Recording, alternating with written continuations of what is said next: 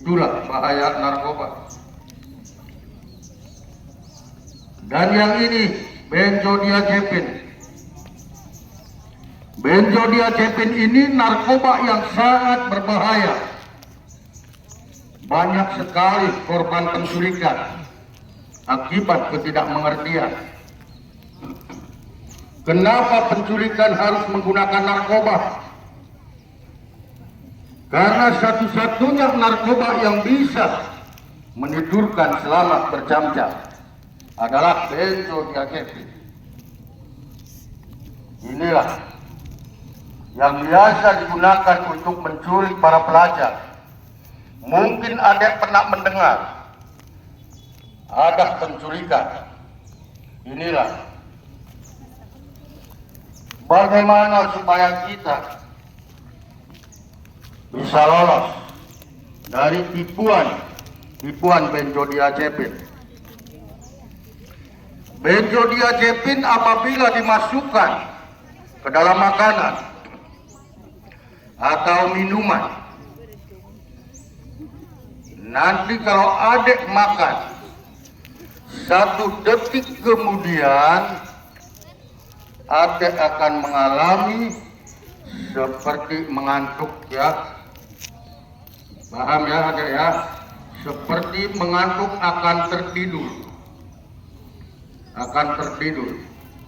Itulah benzodiazepin.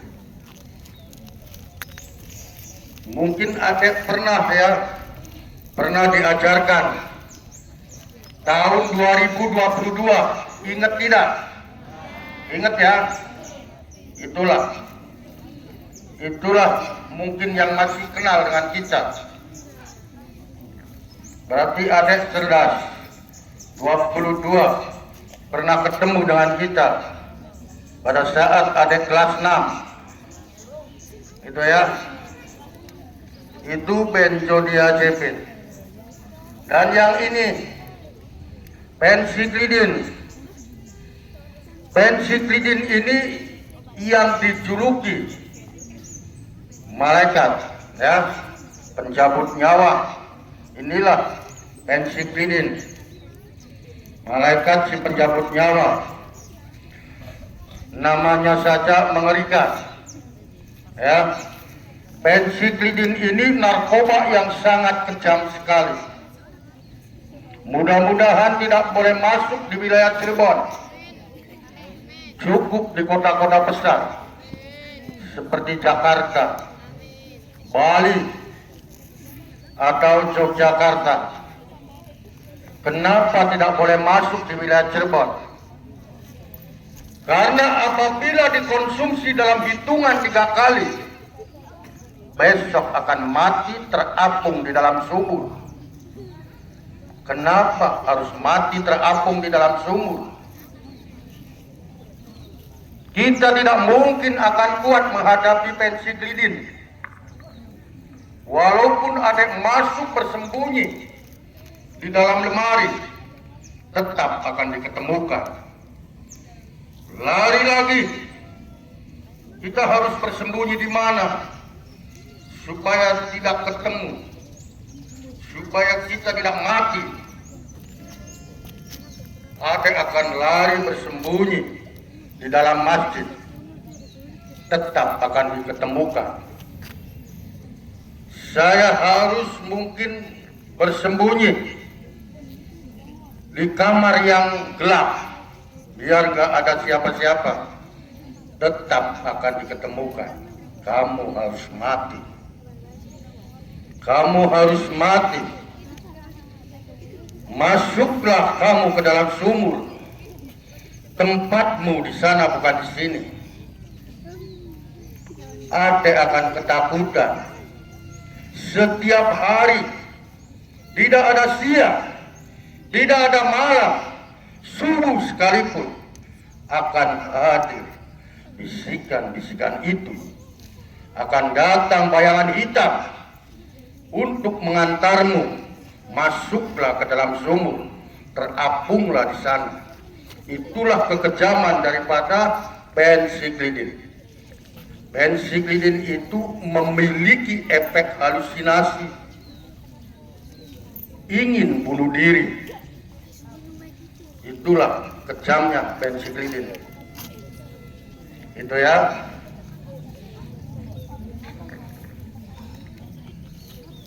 Silakan, saya kasih waktu dulu 5 menit untuk tanya jawab. Nanti yang lainnya setelah tanya jawab. Silakan. Yang dari sana ada enggak? Jangan malu-malu. Ayo deh.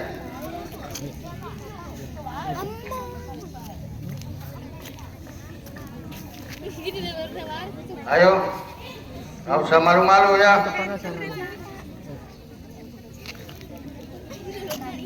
Ciri-ciri pengguna narkoba. Ade harus bisa mengamati setiap hari. Jadi ciri-ciri pengguna narkoba itu adalah perkataannya setiap hari selalu kasar. Ya. Setiap hari selalu tersinggung apabila ada teman salah sedikit tersinggung. Terus matanya merah. Terus sering mengantuk. Makanya nanti adek jangan sering mengantuk. Takutnya dicap sebagai pecandu narkoba. Takutnya nanti. Ya. Karena sama pecandu narkoba itu sering mengantuk setiap hari. Itu ya.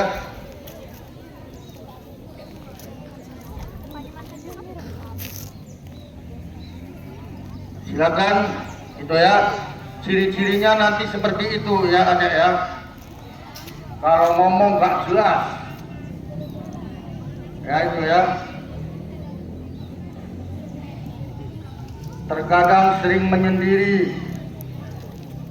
Pecandu-pecandu itu sering menyendiri karena ingin mengkonsumsi tidak diketahui oleh teman atau orang lain. Gitu ya. Silakan, ada lagi.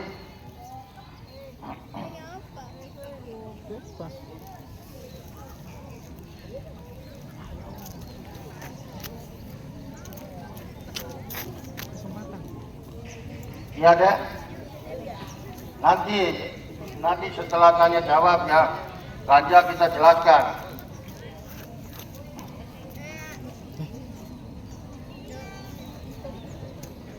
Coba. Silakan. Maju. Ada lagi.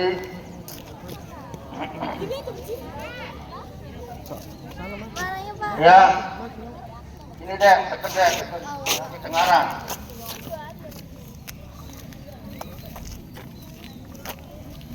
Ya.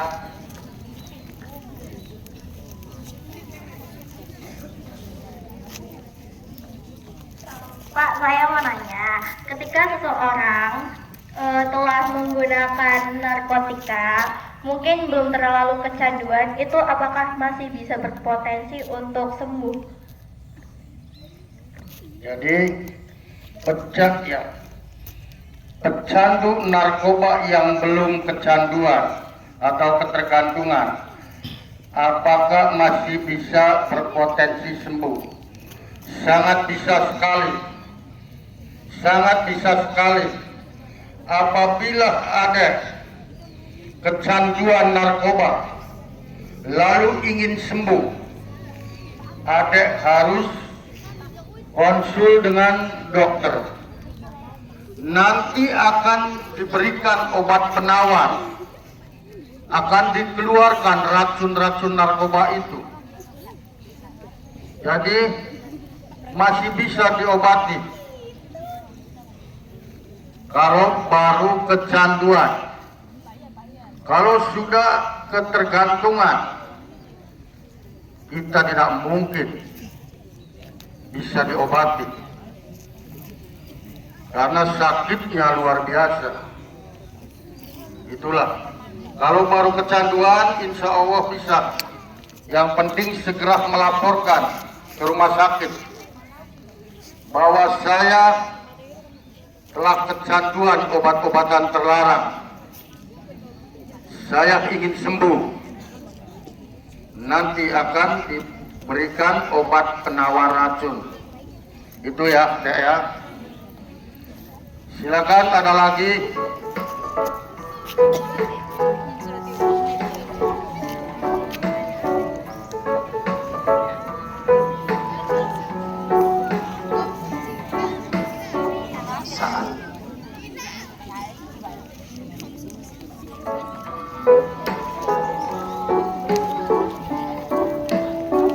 It's time to begin the first set. Ada nggak?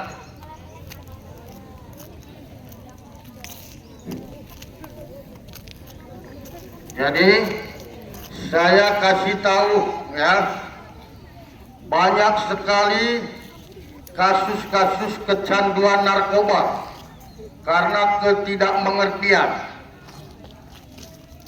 Narkoba dikonsumsi lewat makanan atau lewat minuman. Salah satu contoh, apabila tramadol atau trihex dimasukkan ke dalam minuman atau makanan, lalu adek makan, nanti berapa detik kemudian adek akan mengalami mulutnya kekeringan, tenggorokannya akan mengering.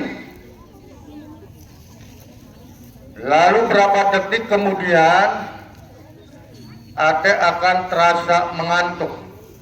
Setelah mengantuk, adek akan terasa pusing. Itulah apabila narkoba itu masuk ke dalam minuman atau makanan, nanti cirinya seperti itu. Itu ya. Barangkali adek telah ditipu oleh temannya atau oleh kakak-kakak kelas atau orang lain. Nanti ciri-cirinya seperti itu. Tenggorokan akan terasa mengering, mulut mengering, lalu akan terasa mengantuk. Setelah mengantuk baru akan terasa pusing. Itu ya. Apabila tramadol atau trihex masuk ke dalam minuman. Silakan. Ada lagi. Kita lanjut ya. Kita lanjut ke ganja. Kenapa ganja tidak harus dijelaskan secara detail? Ini hanya untuk contoh bahwa narkoba itu tidak harus pil, tetapi ada yang lain seperti ganja, bentuknya tanaman tapi tergolong narkoba. Ada lagi yang berbentuk cairan seperti spidol, tinta spidol, atau minuman keras, lem aibon, itu tergolong narkoba ya, yang biasa digunakan anak pang. Tahu anak pang? Anak pang itu setiap hari menghisap tinta spidol atau lem, dihukum lagi, keluar dari tahanan seperti itu lagi, ditangkap lagi, dihukum lagi, keluar seperti itu. Akhirnya anak pang itu dites di laboratorium, ternyata otaknya sudah gila, sudah stres. Akhirnya dibebaskan. Sudah kamu bebas, kamu tidak mau disembuhkan, tidak mau disembuhkan seperti yang lain, akhirnya dibebaskan. Sekarang berkelantungan, ada yang di lampu merah, ada juga yang tugasnya mondar-mandir naik mobil, Jakarta lagi, Surabaya lagi. Itulah anak pang. Jangan dicontoh ya. Itu sudah stres, makanya tidak punya rasa malu. Itu anak pang. Jadi ganja ini bentuknya tanaman, tapi tergolong narkoba. Karena tanaman ini menghasilkan getah yang untuk dibuat bahan menjadi obat, gitu ya. Jadi tergolong narkoba, sama seperti obat-obatan. Ada berapa narkoba itu? Narkoba itu ada 350 jenis, gitu ya. Dari mulai yang berbentuk tanaman sampai yang berbentuk obat-obatan, ya, berjumlah 350 jenis. Tetapi hanya beberapa poin yang beredar di kalangan pelajar seperti yang ini yang beredar di kalangan pelajar. Banyak sekali korban-korban akibat narkoba. Kemarin jam 4 subuh datang ke rumah saya anak perempuan mau masuk universitas tapi tidak lulus karena ketergantungan narkoba. Akhirnya putus sekolah, sekarang stres, ketergantungan. Jadi tolong adek, contohnya sudah banyak, sudah ribuan yang seperti itu. Narkoba itu jangan dianggap aman, jangan dianggap biasa-biasa saja. Narkoba itu bisa menggerogoti saraf kita menjadi stres atau gila. Ada lagi kemarin, malahan tadi malam, orang tuanya datang ke rumah saya minta tolong. Bapak, saya mau minta tolong. Anak saya sarafnya sudah kena. Akhirnya menjalar ke mata. Matanya tidak bisa melihat akibat narkoba. Bisa tidak untuk disembuhkan. Tapi saya sudah habis-habisan tidak punya uang untuk membeli obat. Bisa. Nanti akan saya bawa ke rumah sakit. Akan konsul ke dokter jiwa nanti. Itu ya. Jadi banyak sekali anak-anak putus sekolah akibat bahaya narkoba. Kalau ada hari ini masih mengkonsumsi obat-obatan terlarang, tolong tinggalkan. Tinggalkan sebelum bahaya. Kasihan orang tuamu. Itu ya. Kira-kira paham tidak ada? Paham ya tentang bahaya narkoba. Kita lanjut ke undang-undang. Ngerti nggak undang-undang? Ngerti ya? Undang-undang itu adalah peraturan, larangan yang sudah ditandatangani oleh Presiden. Kalau undang-undang sudah ditandatangani oleh Presiden, kita harus patuh dan tunduk terhadap undang-undang itu. Itu ya. Di sini sudah tertulis jelas sesuai dengan Undang-Undang Nomor 35 Tahun 2009 tentang narkotika. Setiap orang yang tanpa hak atau melawan hukum menyimpan, menguasai, atau menyediakan narkotika, maka akan dihukum 4 tahun sampai 12 tahun dan dendanya 800 juta sampai 8 miliar. Itulah sanksi hukumnya, ya. Dan apabila membawa narkoba lebih dari 5 kilo, maka akan dihukum mati.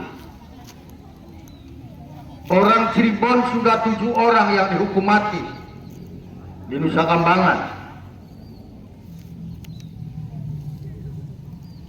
Sudah banyak orang Cirebon yang dihukum 20 tahun, yang dihukum 15 tahun akibat narkoba.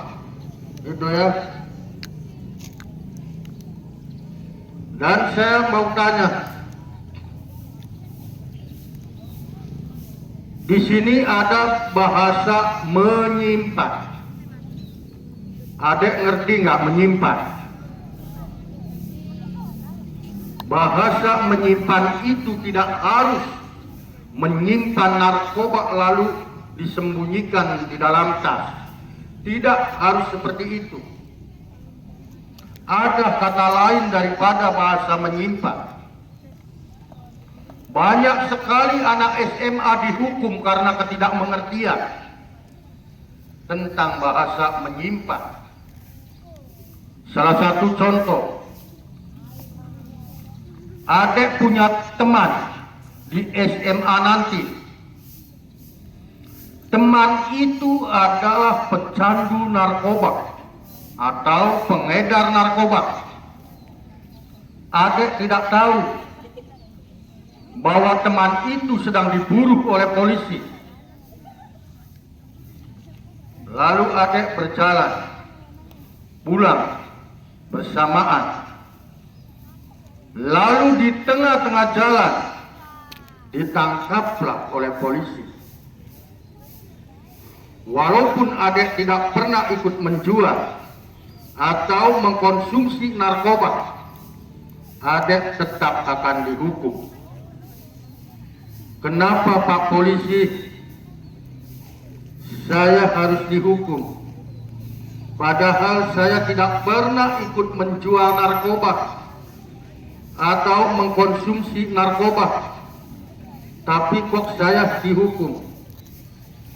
Karena kamu telah menyimpan narkoba. Sudah tahu bahwa temanmu itu adalah pecandu narkoba atau pengedar narkoba. Kenapa tidak menghindar, malah bersamaan berjalan? Itulah yang disebut dengan bahasa menyimpan. Gitu ya, paham ya? Jadi nanti adek kalau masuk SMA, tolong cari teman yang baik. Jangan berteman dengan pecandu narkoba. Takutnya giliran mereka itu sial ditangkap polisi, adek ikut sial dihukum. Itu ya. Kira-kira paham tidak adek? Paham ya? Saya mau tanya, adek sayang tidak sama orang tuamu?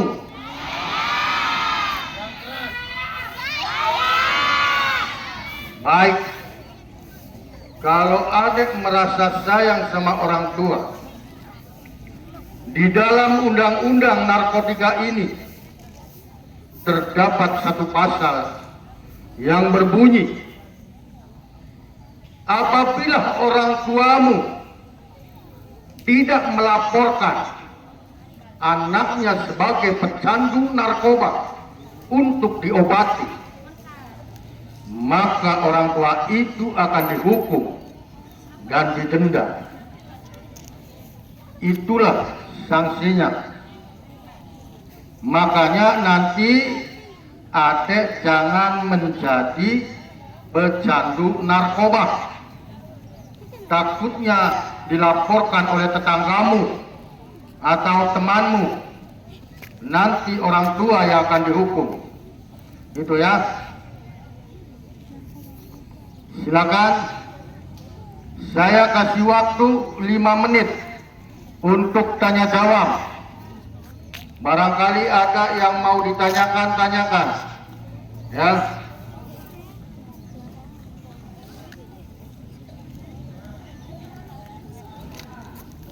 Ya. Silakan.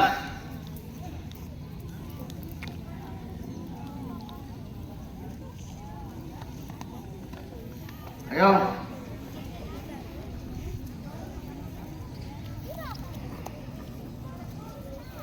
Jangan malu-malu, adek. Ayo. Sekitar bahaya narkoba. Sekitar bahaya narkoba. Silakan. Ya.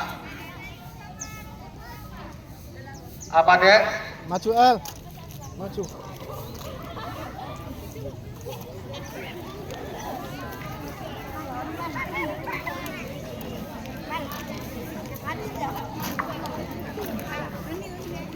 Mau nanya bedanya ganja dengan subuh itu apa? Bedanya apa? Bedanya ganja dengan kecubung. Bedanya itu memang sedikit. Kalau ganja itu yang diambil getahnya, ya. Tapi kalau kecubung itu dibuat untuk obat yang diambil itu semua pohonnya, ya, untuk direbus. Itu ya, itu perbedaannya. Dan juga efeknya berbeda. Kalau kecubung sangat keras, ya, panas. Kalau ganja tidak, hanya perbedaan itu. Tapi kecubung lebih bahaya daripada ganja, 3 kali lipat bahaya daripada ganja kecubung itu. Itu ya, beda sedikit. Ada lagi, bunga trompet itu sama dengan kecubung. Trompet itu ya. Ada lagi,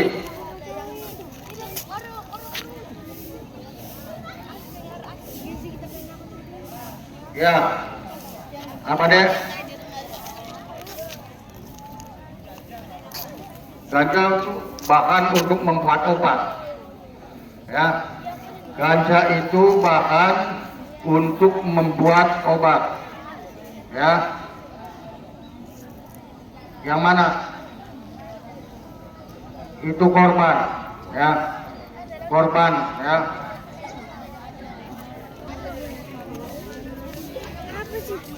Mau nanya, Pak, rotom itu obat herbal bukan? Rotom.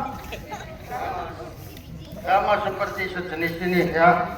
Kartong itu sejenis tanaman ganja kecubung. Hanya hidupnya di sana di Kalimantan. Kartong itu, ya, di Kalimantan, Irian Jaya banyak. Sama menghasilkan obat-obatan. Ada lagi,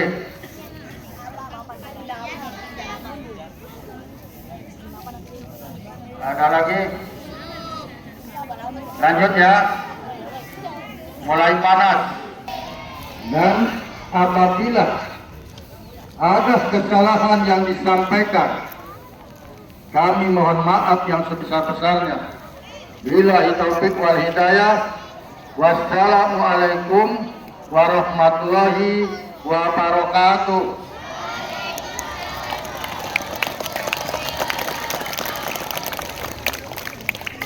Baik, terima kasih kepada narasumber ya terkait dengan informasi tentang bahaya narkoba. dan narkoba itu biasanya ada pemicunya, yaitu rokok, ya. Jadi jangan memulai rokok. Sebab kalau sudah merokok itu sudah lampunya barangkali sudah lampu kuning, ya. Jadi sudah mendekati, ya. Jadi hal-hal yang kecil itu tolong dihindari. Selain itu juga, ya, pertemanan, ya, persahabatan kalian juga harus waspada. Ya, Bapak berharap informasi tadi tidak berhenti pada kalian, tapi sampaikan juga kepada teman-teman, hindari hal-hal yang dapat menyebabkan kalian mendekati narkoba, baik itu dari pertemanan, dari kebiasaan, maupun dari lingkungan. Sekali lagi terima kasih, ya. Insya Allah, dan Bapak berharap informasinya tidak berhenti pada kalian. Untuk selanjutnya, ya, kegiatan nanti akan dipandu oleh Pak Ahmad, ya.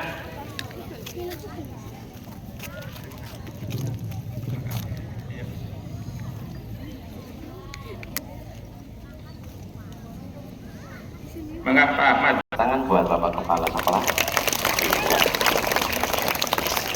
Jadi informasinya jangan cukup di sini saja, disebarkan ke saudara-saudara kalian, ya. Ya nggak apa-apa. Oke ya, sebelum pemilihan OSIS, ketua dan wakil ketua OSIS,